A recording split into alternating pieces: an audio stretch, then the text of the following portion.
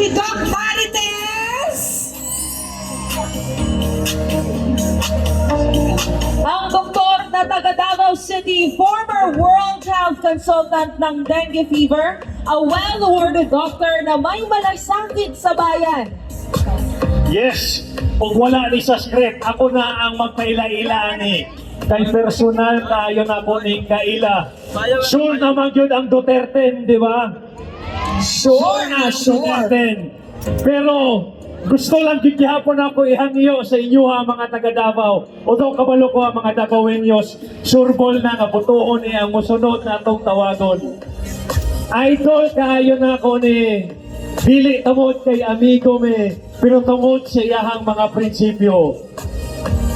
Marites lang ning dako sa social media, pero ang kasing-kasing ani naa sa atoa. Hate kayo na niya ang sugal. Isa na sa iyahang ginapromote sa social media. Ang maundang ang online sugal. Ug labaw na sa tanan ang daghan pang mga programa pag-abot sa healthcare dinhi sa Pilipinas. God bless, Ma'am. Grabe kayo ni siya ka in love sa iyang asawa, in love sa iyang pamilya, a very family man. A very family man.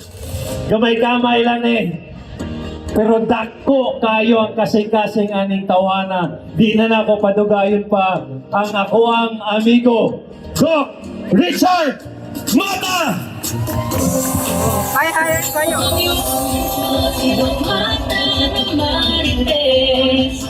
Senado, long before ito ang lahat ng video.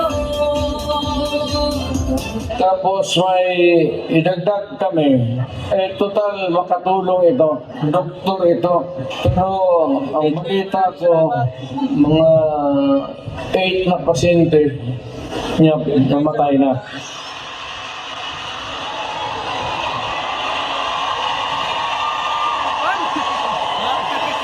Ay din, mali yung medisina binigay niya. Kinantay niya kasi ayaw magbayad. Dr. Mata.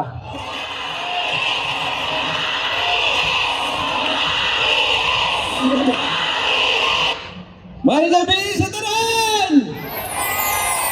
Una sa tanan, magpasalamat ko sa akong amigo Chit Samuntina, palakpakan na to! Maghinambog jud ko kay gaduha na jud ko na interview ni Chito! Chit, salamat kay Chit. Salamat kayo. So sa mga wakailan ako si Doc Marites. Ano man na Doc Marites, P? Kaya nga akong pangalan, Mata Richard Tesoro. So Marites, unya sa ako mga followers, kamo may nagingon nga Marites ko, kay ga-lecture lang mag-health. Karon kay nag-share kong mga showbiz balita, kay namin nagbulag nga magtiayon nga showbiz, gingnan ko sa akong mga followers, Dok, di lamang ka Dr. Doc Marites man pud ka. So nahimo na kong Doc Marites. Pwede ba dungan-dungang tangtanan? Marites!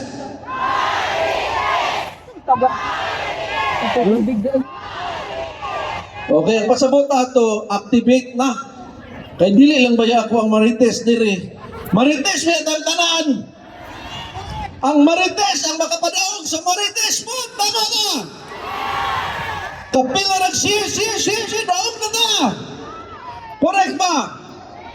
Kung kaya na to, nga i-viral ang isa ka balita sa isa ka gabi, kaya na to padaugon ang isa ka Marites. Kaya ba? Kaya.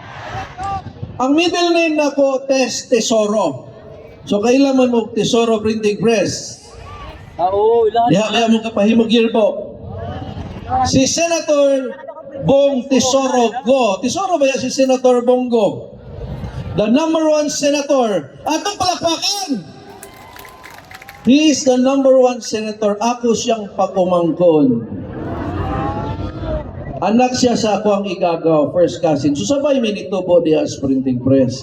Di man matago naman sa itsura, di ba? Guwapo! Sunod sabay may tubo, unya katong nahimo siyang assistant ni FPRRD. Pag magsakit ang anak ni FPRRD nga kinamanghuran, kinsa to? Ako'y tawagan niya nga, Chard, asa man ka, nagsakit man sa kiti. Kay pediatrician man ko, ako'y muadto dito sa balay ni FPRRD, na dito sa tatay. So meaning nahimo kong close sa kay Tatay Digong, tungod kay nahimo kong pediatrician ni Kitty Duterte. Karon ang akong pangutana ninyo, kung butaran ba ninyo si Senator Bongo, pwede ba na butaran na lang po ko ninyo? Pwede po ba na kung butaran ninyo si Senator Bongo, butaran na lang po ang tibuok Duterte? Karon, nidagan ko pagka-senador, kay nakita nato ang kalisod sa kalusugan. Sa Brazil, ang akong kaila, gingnan ko niya, Dok, ang Brazil o Pilipinas parihara, third world country. Pero kung ma-admit ka dito, Dok, libre! Libre check-up, libre admission. Lamig kayo. Ilangan naman. Priority man gud ang healthcare yun, Dok. Naman po'y kurap sa mga, Dok, pero priority man. Di ang magsakit, di mag-uol. Gaasinso ang lugar kung ang tao dili gaguol. Correct ba? Priority pa sa Pilipinas, kung gikuhaan og 90 billion ang PhilHealth, priority ba ang healthcare? Priority ba ang healthcare sa Pilipinas kung gisiruhan ang budget sa PhilHealth?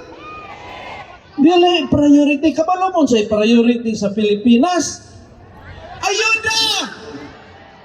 Ano man? Kay para mo daog sila permente. 5,000. Unya na-admit ka, ang kahinganlan ni mo, 50,000. Nagihatag naman dito. Dapat ang ayuda ng kwarta, taguon lang mo sa, para kung ma-admit siya, siya ang sa'yo magamit. Para wasay, bayaran, correct ba? Total, magsakit ang food mo. Makamura po yung gamit sa uban. Kanya, kikitunga-tunga man dayon kay para butarahan ninyo sila. Musugot pa mga di na mamudawa itong ayuda. Pero kung ma-admit mo, libre.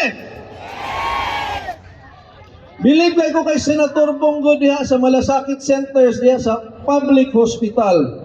Ang akong plano, butangan ng Malasakit Centers ang private hospital fund.